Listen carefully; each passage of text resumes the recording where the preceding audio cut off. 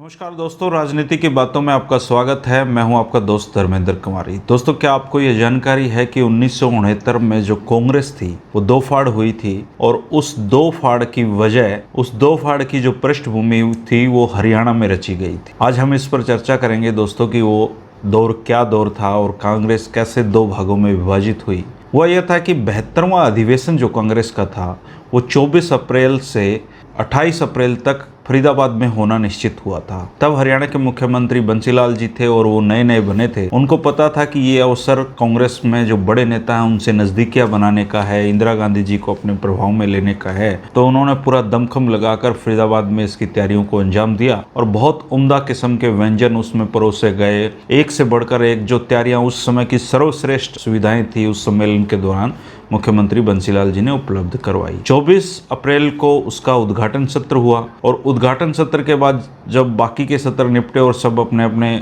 निश्चित स्थानों पर रहने के लिए गए तो रात को एक हादसा हुआ और शॉर्ट सर्किट की वजह से पूरा जो टेंट था वो जलकर राख हो गया। जहाँ एक भव्य टेंट बहुत महीनों की मेहनत के बाद बनाया गया था, उस टेंट के जलने की खबर जैसे ही बंसीलाल जी को मिली तो उनके तोते उड़ गए। वो उस स्थल पर पहुंचे और उन्होंने रातों रात पूरे हरियाणा की सरकारी मशीनरी दोबारा से टेंट के निर्माण में झोंक दी। रातों को जो टेंट वाले थे उनको रातों को जगाया गया और उनके यहाँ से जितने भी टेंट का जो भी सामान था सब लाकर अधिवेशन स्थल को दोबारा से तैयार किया गया। सुबह जब कार्यक्रम शुरू हुआ तो पहले की जैसे नॉर्मल था, सब कुछ ऐसे लग रहा था जैसे कल जिस टेंट में आए थे आज भी उसी टेंट में आए हैं। लेकिन जब इंदिरा गांधी को ये खबर दी गई कि ये टेंट रात को जल गया था और मुख्यमंत्री बंसीलाल ने रात भर जाकर इसको तैयार किया है तो उन्होंने बंसीलाल जी को बुलाया, उनकी मैनेजमेंट अक्षमता को सराहा और इस तरीके से वो इंदिरा गांधी जी की नज़रों में चढ़े और वो उनका जो नेतृत्व अक्षमता है, उनकी जो काम करने की शैली है उससे बहुत प्रभावित हुई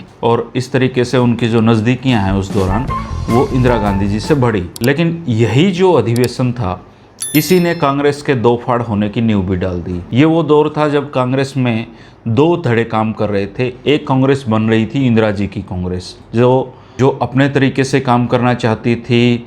उसके लिए कांग्रेस के जो परंपरागत नियम थे, कांग्रेस के जो पुराने नेता थे उनसे वो छुटकारा पाना चाहती थी। दूसरी तरफ थे सिंडिकेट के नेता जो असल कांग्रेस खुद को बताते थे और वो प्रधानमंत्री इंदिरा गांधी जी की भी परवाह नहीं करते थे। तो इसी जो अधिवेशन था इसी में जो कांग्रेस के अध्यक्ष निजलिंगप्पा थे उन्होंने जो अपना भाषण दिया और प्रधानमंत्री इंदिरा गांधी ने जो भाषण दिया उससे ये साफ हो गया कि कांग्रेस में सब कुछ सही नहीं चल रहा है। कांग्रेस का विभाजन हो सकता है। बहुत गंभीर मसले इस कांग्रेस के दौरान चल रहे हैं। तब की राष्ट्रीय मीडिया ने इस बात को खूब उछाला, खूब छापा, प्रकाशित किया और इसके बाद रही सही कसर जो थी वो जो राष्ट्रपति के निधन के बाद हो गई। कांग्रेस के जो सिंडिकेट के नेता हैं उन्होंने नीलम संजीव रेड्डी को अपना प्रत्याशी चुन लिया। राष्ट्रपति पद के वो कांग्रेस के अधिकृत प्रत्याशी थे। इंदिरा गांधी जी को ये बात अच्छे से पता थी कि अगर नीलम संजीव रेड्डी देश के राष्ट्रपति बनते हैं तो वो इंदिरा गांधी की परवाह नहीं करेंगे और उनकी रबर स्टैंप बन के नहीं रहेंगे। इंदिरा गांधी जी ने वीवी गिरी को अब उनके मुकाबले में अपना प्रत्याशी उतार दिया। इस तरीके से कांग्रेस के जो लोग थे, जो वोट करने वाले विधायक एमपी थे, उनके सामने ये समस्या खड़ी हो गई कि किसको वोट करें। अब किसको वोट करें तो उनको एक को चुनना था, या तो इंदिरा गांधी का या कांग्रेस के जो सिंडिकेट के नेता थे और अधिकृत उम्मीदवार थे उनको चुनना था। इसी दौरान हरियाणा की एक नेत्री ने एक बात मीडिया में उछाली और वो जो बात थी उसने कांग्रेस के जो संगठन, कांग्रेस का जो आधारभूत ढांचा है उसको ही हिला के रख दिया। वो आवाज़ थी बहन चंद्रावती जी की। चंद्रावती जी ने आह्वान किया कांग्रेस के सदस्यों के कि राष्ट्रपति का जो चुनाव है उसमें वो पार्टी को नहीं बल्कि अपनी अंतरात्मा की आवाज़ पर वोट डाले। और उनकी ये जो अपील है ये भी मीडिया में बहुत सुर्खियां बनी और जिसका नतीजा ये हुआ कि वीवी गिरी जी चुनाव जीत गए और नीलम संजीव रेड्डी जी चुनाव हार गए। वीवी गिरी जी के राष्ट्रपति बनने के साथ ही 12 नवंबर 1969 को कांग्रेस दो भागों में विभाजित हो गई। एक सिंडिकेट के नेताओं की कांग्रेस थी, एक इंदिरा जी की कांग्रेस थी। एक कांग्रेस का नाम रखा गया कांग्रेस एस यानी कि कांग्रेस संगठन और दूसरी कांग्रेस आर थी।